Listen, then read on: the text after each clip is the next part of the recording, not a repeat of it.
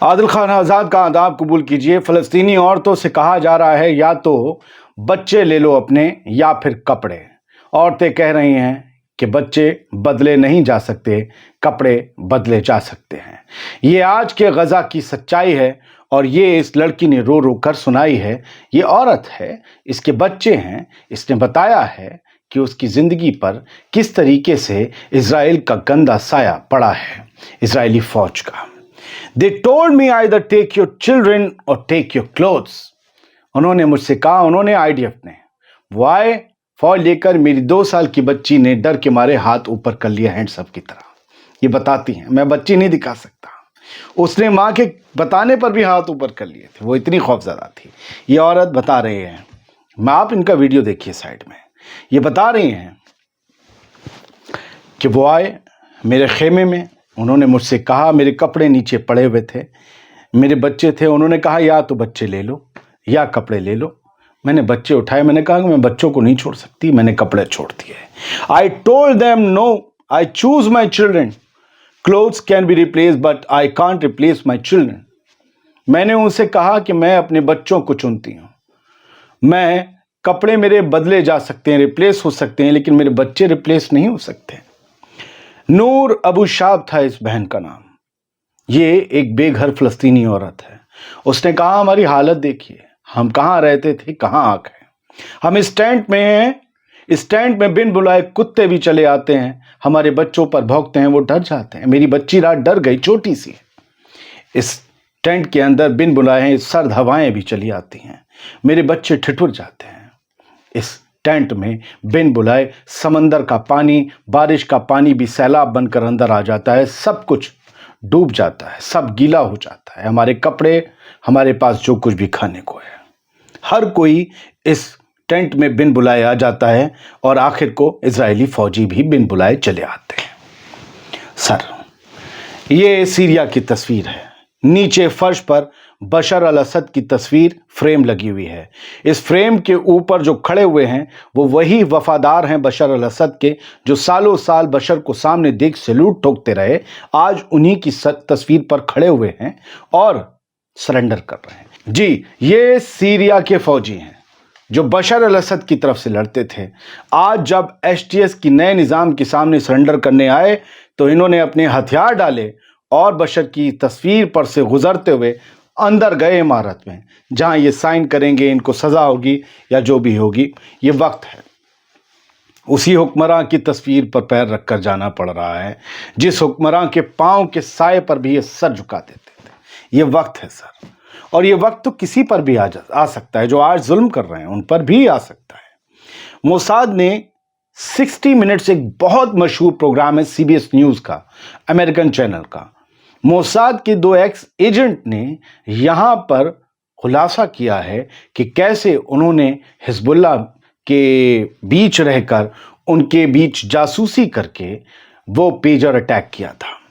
इन्होंने खोला है वो प्लॉट। ये कहा है कि एक कॉवर्ट ऑपरेशन में हमने हिजबुल्लाह के लड़ाकों के साथ चालबाजी की और हमने उन्हें बूबी ट्रैप डिवाइसेस पहना दी। ये एक मॉडर्न ट्रोजन हॉर्स की तरह हैं। वो आपको याद है वो घोड़े वाली कहानी, रोम टाइप के। तो ये कहते हैं कि हमने जो किया हिजबुल्लाह के साथ, क्या हुआ, असद की रिजीम को भी उससे नुकसान हुआ, ईरान के असर और रसूख को भी उससे धक्का लगा, हिजबुल्लाह भी घुटनों पर आ गया, बर्बाद हो गया। हमारी सिर्फ एक चांस है। वो ये कहते हैं कि हर कहानी के director, actor, screen play writer, story writer, dialogue writer हम हैं। जो कुछ भी होता है बड़ा, उसमें सब कुछ हमारा हाथ होता है, मोसाद का हाथ होता है। One of the most daring operation in counter intelligence history. वो ये कहते हैं मोसाद के एजेंट कि ये काउंटर इंटेलिजेंस की हिस्ट्री में सबसे बड़ा डेयरिंग ऑपरेशन था। याद कीजिए ना, हिजबुल्लाह के साथ पेजर अटैक के बाद ही दनादन लोग मरते गए, फिर हसन नसरल्लाह के भी आ गए। वो जो लोकेशंस उनकी छुपी हुई थी उसके बाद वो उन्होंने बदलने को मजबूर हुए इनकी वजह से, फिर असल में उनकी लोकेशन ट्रेस हुई। बहुत बड़ा ऑपरेशन था। हमने तो और आपने तो इसे एक खबर लेकर बनाकर छोड़ दिया। आप सोचिए, हजारों सैकड़ों पेजर, वाइल्ड वॉकी टॉकी, दुश्मन मुल्क जिससे हमारी खून वाली दुश्मनी है, वो हमारे मूवमेंट में, हमारे ग्रुप में भेज दे वो सारी डिवाइसेस जो कभी भी एक्सप्लोड हो सकती हैं।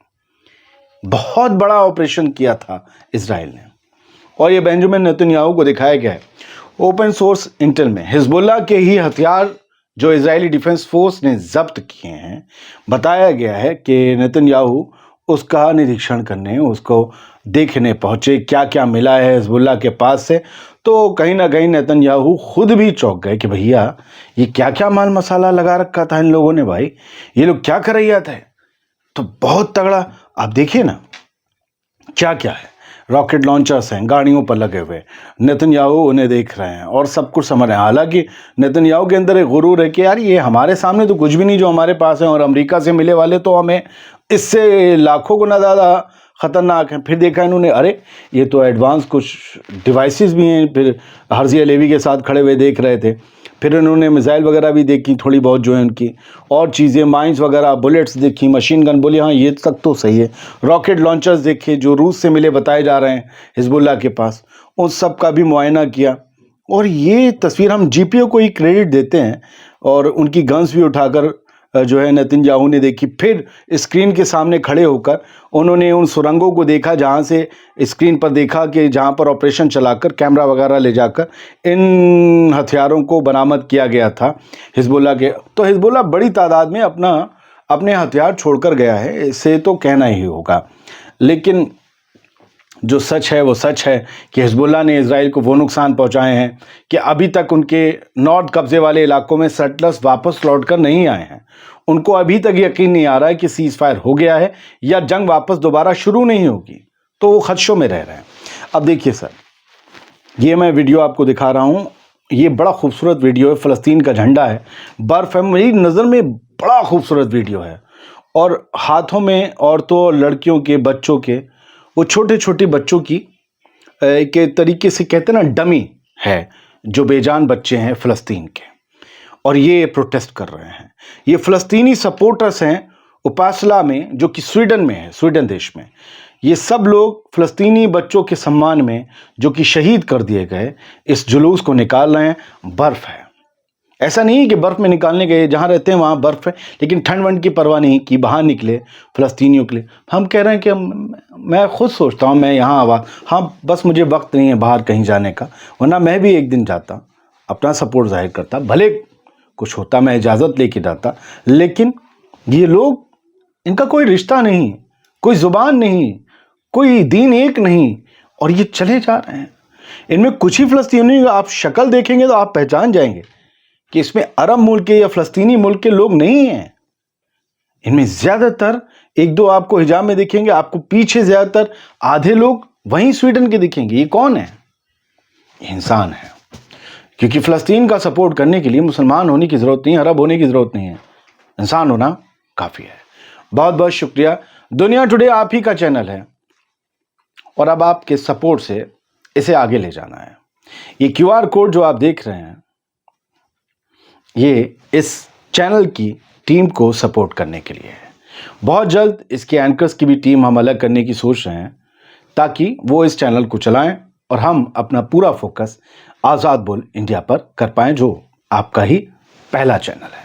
बहुत बहुत शुक्रिया। सलामत रहिए, खुश रहिए।